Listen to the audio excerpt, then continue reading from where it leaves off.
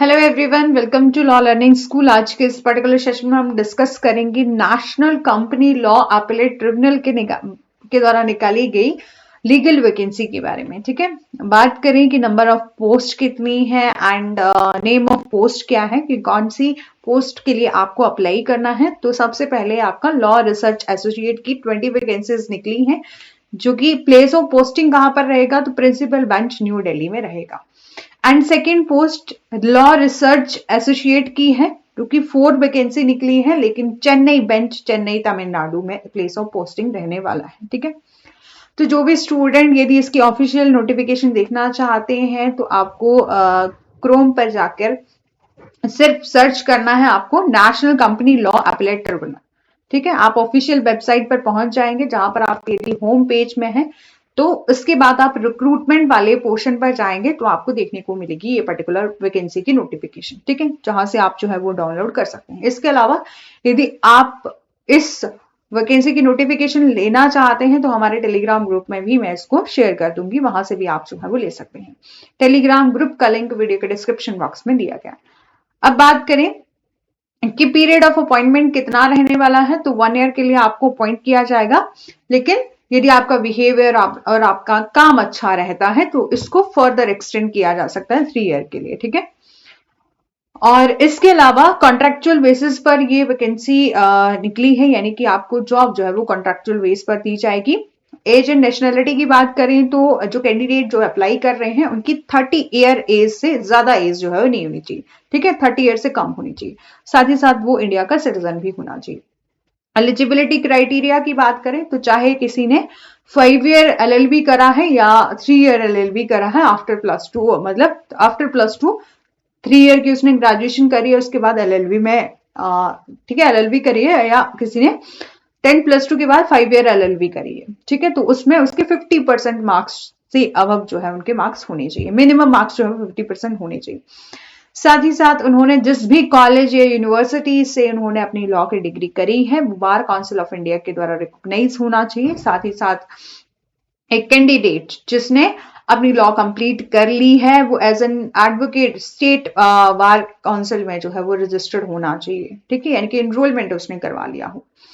साथ ही साथ जिस भी स्टूडेंट जो भी अप्लाई कर रहे हैं उनकी कोई भी जैसे कोई ऐसा है कि किसी किसी का कोई एग्जाम रह गया तो ऐसा नहीं होना चाहिए, जैसे कि बैकलॉग उसकी नहीं होनी चाहिए। ठीक है, और इसके अलावा चाहे आपकी 3 ईयर डिग्री है, चाहे 5 ईयर डिग्री है, आफ्टर ग्रेजुएशन एनी स्ट्रीम में आपने जैसे कि ग्रेजुएशन आपने किसी भी स्ट्रीम से करा है लेकिन आपने बाद में लॉ कर लिया है तो आप एलिजिबल हैं इस सब्जेक्ट की, मतलब इस पोस्ट के लिए। ठीक है, आप अप्लाई करने के लिए एलिजिबल हैं। साथ ही साथ कैंडिडेट जो भी अप्लाई कर रहा है उसमें स्किल्स होनी चाहिए, राइटिंग की एबिलिटी इंक्लूडिंग ठीक है डिजायर इंफॉर्मेशन जो भी है आप वहां पर ऑफिशियल नोटिफिकेशन में देख सकते हैं, यानी कि उनकी राइटिंग या एबिलिटी स्किल जो है वो वहां पर होनी चाहिए हर किसी स्टूडेंट के पास जो भी इस पोस्ट के लिए अप्लाई कर रहा है। ठीक है, और स्टूडेंट को बिल्कुल गुड नॉलेज होना चाहिए ऑफ ऑपरेशन ऑफ कंप्यूटर, यानी कि कंप्यूटर का उसको बेसिक नॉलेज होना चाहिए, स्किल होनी चाहिए उसके पास, लाइक एमएस ऑफिस का उसको नॉलेज होना चाहिए।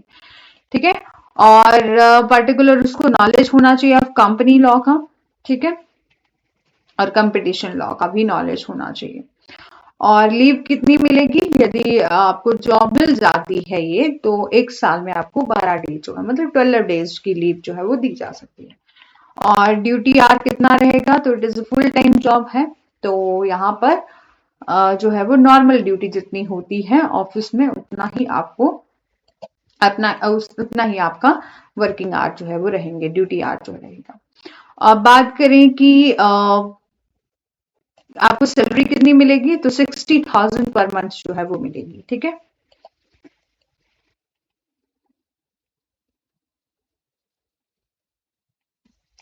और ड्यूटीज एंड रिस्पॉन्सिबिलिटी क्या है, तो कैंडिडेट की duties and responsibility in other term and condition of engagement as law research associate, मतलब उस पर्सन को जो भी कैंडिडेट होगा जिसको अपॉइंट किया जाएगा उसे लॉ रिसर्च एसोसिएट की तरह जो है वो काम करना पड़ेगा। ठीक है, scheme for engagement of law research associate in NCLAT। ठीक है। और इसके बारे में अधिक जानकारी जो है वो आप इस पर्टिकुलर वेबसाइट पर जाके देख सकते हैं। साथ ही साथ यदि आपको अप्लाई करना है तब भी आप इस पर्टिकुलर वेबसाइट पर जाके जो है वो अप्लाई कर सकते हैं। ठीक है। डॉक्यूमेंट क्या क्या लगेंगे, तो यहाँ पर लास्ट में एनेक्चर 1 में एक एप्लीकेशन दिया गया है, आपने उसको फिल करना है। सेल्फ अटेस्टेड फोटोकॉपीज लगानी है आपको, जो भी आप उस एप्लीकेशन फॉर्म के साथ डॉक्यूमेंट अटैच करोगे, एज प्रूफ जैसे कि 10+2 के सर्टिफिकेट, अदर डॉक्यूमेंट जो भी उस एनेक्चर 1 में एप्लीकेशन फॉर्म के साथ जो भी आप उसमें फिल करोगे, इसके साथ साथ जो जो डॉक्यूमेंट लगाने के लिए बोला होगा वो भी आपको लगाने पड़ेंगे। अब डिक्लेरेशन भी है, उसको भी आपको फिल करना पड़ेगा और आपको इस वैकेंसी को फिल करके जो है वो इस पर्टिकुलर एड्रेस पर भेजना है। कहाँ का एड्रेस है? The registrar national company law appellate tribunal, 3rd floor, महानगर, ठीक है, दूरसंचार सदन, MTNL बिल्डिंग, ठीक है, complex Lodhi road, new Delhi, ठीक है, 110003। कब तक भेजना है? तो 7 मार्च से पहले पहले आपको भेजना है। ठीक है। इस ऑफिशियल वेबसाइट यानी कि https://nclat.nic.in पर जाकर जो है वो यहाँ पर आप इसके बारे में और जानकारी ले सकते हैं।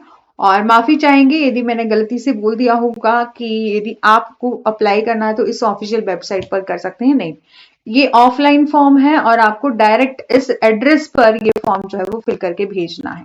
लेकिन ये सिर्फ ऑफिशियल वेबसाइट का लिंक यहाँ पर इसलिए दिया है कि आप और ज्यादा जानकारी लेना चाहें तो इस कंपनी के बारे में, इस पोस्ट के बारे में, तो आप ले सकते हैं यहाँ पर। ठीक है। और ये आपका एप्लीकेशन फॉर्म है, application for selection the post of law research associate purely in short term contractual basis in the national company law appellate tribunal. ठीक है। ये आपका एप्लीकेशन फॉर्म है। यहाँ पर आपको फोटो अटैच करनी है, यहाँ पर नेम लिखना है, नेम ऑफ फादर लिखना है, डेट ऑफ बर्थ लिखनी है, साथ ही साथ ये जो आप जो है यहाँ पर फिल करोगे वो आपको डॉक्यूमेंट भी अटैच करने पड़ेंगे। ठीक है। एज इन ईयर और परमानेंट पोस्टल एड्रेस लिखना है, प्रेजेंट पोस्टल एड्रेस लिखना है, mobile number, email number and date of enrolment as an advocate. ठीक है। ये सब आपको लिखना पड़ेगा।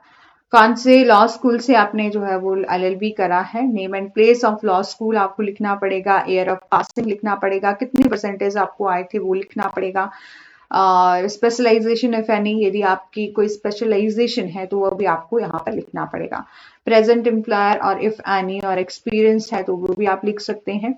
ठीक है। तो इस तरह से आपको ये फॉर्म जो है वो फिल कर लेना है और इस पर्टिकुलर एड्रेस पर जो है वो भेज देना है। ठीक है। ऑनलाइन फॉर्म नहीं है, ऑफलाइन फॉर्म है। आपको इस फॉर्म को फिल करके इस पर्टिकुलर एड्रेस पर जो है वो भेजना है। ठीक है। याद रखिएगा 7 मार्च से पहले पहले तक जो है वो भेजना है। Thank you so much. यदि आपको इन्फॉर्मेशन अच्छी लगी हो और यदि आपको इसी तरह से इंपॉर्टेंट नोटिफिकेशन चाहिए, अपडेट चाहिए, तब आप हमारे चैनल को सब्सक्राइब कर सकते हैं। Thank you so much.